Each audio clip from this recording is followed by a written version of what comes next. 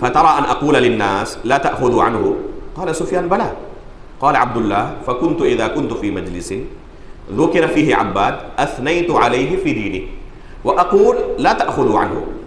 دیکھیں کتنا انصاف تھا ہمارے سلف صالحین کے پاس.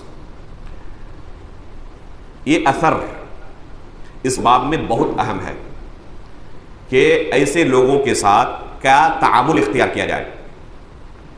عبداللہ بن مبارک رحمہ اللہ، جن کے بارے میں ابھی تھوڑی دیر پہلے ہم نے تذکرہ کیا، یہ کہتے ہیں کہ میں نے سفیان ثوری رحمہ اللہ سے پوچھا کہ عباد ابن کثیر کے بارے میں آپ جانتے ہی ہیں، ان عباد ابن کثیر من تعرف حالہ، عباد ابن کثیر کے بارے میں کہنے کی آپ کو ضرورت نہیں، آپ جانتے ہیں کہ کیسے آدمی ہے یہ. وَإِذَا حَدَّثَ جَاءَ بِأَمْرٍ عَظِيمٍ، یہ جب بھی کچھ بیان کرتے ہیں نا تو بڑی بڑی ڈینگیں ہانکتے ہیں. ان کے پاس علم تو ہوتا نہیں لیکن بڑی بڑی ڈینگیں ہانکتے ہیں. فَتَرَى أَنْ أَقُولَ لِلنَّاسِ لَا تَأْخُذُوا عَنْهُ، آپ کا کیا خیال ہے، کیا میں لوگوں کو تنبیہ کروں ان کے بارے میں کہ لوگ ان سے دوری بنا کر رکھیں، ان سے تھوڑا بچ کر رہیں؟ مشورہ طلب کرنے کے لیے آئے ہیں اپنے استاد کے پاس کہ عباد ابن کثیر نے اس طرح لوگوں کو فتنے میں ڈال کر رکھا ہے اور سادہ لو عوام کیا کرتے ہیں، ان سے دھوکہ کھا جاتے ہیں اور ان سے دین سیکھ رہے ہیں.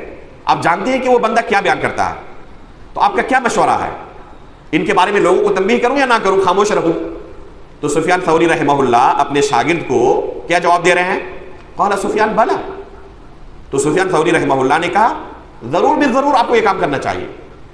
خاموش رہنا مسئلے کا حل نہیں ہے، بلکہ عند اللہ آپ قابل گرفت ہوں گے، آپ کا مواخذہ ہوگا کہ آپ کو پتا تھا لوگ انہیں عالم سمجھ رہے ہیں اور ان سے دین سیکھ رہے ہیں لیکن اوریجنل دین انہیں مل نہیں رہا، یہ لوگوں کو ڈپلیکیٹ دین سکھا رہے ہیں، اور جانتے بوجھتے آپ خاموش اگر رہے تو اللہ رب العالمین کے پاس آپ کی گرفت ہوگی، آپ کا مواخذہ ہوگا. اس لیے ضرور لوگوں کے سامنے اس حقیقت کو واضح کریں. تو اس کے بعد جب استاد نے یہ مشورہ دیا تو اس کے بعد عبداللہ بن مبارک رحمہ اللہ کا رویہ دیکھیں.